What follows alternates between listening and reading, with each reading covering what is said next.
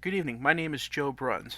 I am going to be reading the complete Grimm's Fairy Tales, copyright 1944 Pantheon Books and 1972 Random House Incorporated, all rights reserved.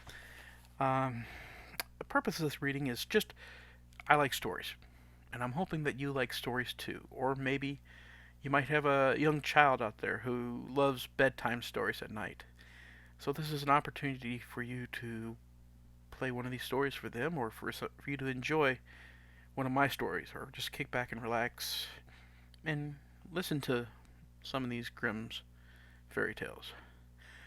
Now, if you like some of these tales, by all means, leave your comments at the bottom, and maybe I might make do more recordings of this. Again, this is I'm not a professional. I make mistakes, and I'm really just doing this for fun because I like stories, and I like people to listen to people who tell stories. So I'm hoping that you're a person out there who likes to listen to stories too. The story I'm going to be reading tonight is The Straw, the Coal, and the Bean. In a village dwelt a poor old woman who had gathered together a dish of beans and wanted to cook them. So she made a fire on her hearth, and that it might burn the quicker, she lighted it with a handful of straw. When she was emptying the beans into the pan, one dropped without her observing it, and lay on the ground beside a straw. And soon afterwards a burning coal from the fire leapt down to the two. Then the straw began and said, "Dear friends, from whence do you come here?" The coal replied, "I fortunately sprang out of the fire, and if I had not escaped by sheer force, my death would have been certain. I should have been burnt to ashes." The bean said, I too have escaped for a whole skin, with a whole skin, but if the old woman had gotten me into the pan, I should have been made into a broth with any mercy like my comrades. And would a better fate have fallen to my lot.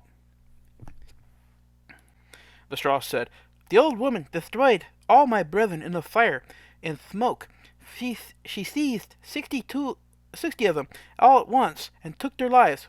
I luckily slipped through her fingers." "But what are we going to do now?" said the coal.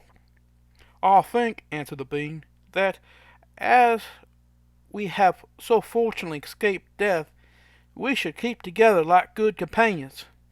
And lest a new mischance should overtake us here, we should go away together and repair to a foreign country." The proposition pleased the two others, and they set out on their own way. Soon, however, they came to a little brook, and as there was no bridge or footplank, they did not know how they were going to get over it. The straw hit on a good idea and said, "I will lay myself straight across, and then you can walk over me as on a bridge." The straw therefore stretched itself from one bank to the other, and the coal, who was of an impetuous disposition, tripped quite boldly onto the new-built bridge. But when she had reached the middle, and heard the water rushing beneath her, she was, after all, afraid, and stood still, and ventured no further. The straw, however, began to burn and smoke in two pieces, and fell into the stream. The coal slipped after her, hissed when she got onto the water, and breathed her last. The bean, who had prudently stayed behind on the shore, could not but laugh at the event, and was unable to stop, and laughed so heartily that he burst. It would have been all over for the bean, likewise, if by good fortune a tailor who was travelling in search of work had not sat down to rest by the brook. As he had a compassionate heart, he pulled out his needle and thread and sewed the bean together. The bean thanked him most prettily, but as the tailor had used black thread, well, all beans since then have had a black seam. And that's the story of the straw, the coal, and a bean. Thank you much for listening.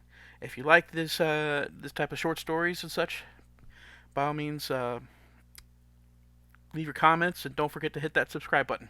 Thank you very much. This is Joe Bruns.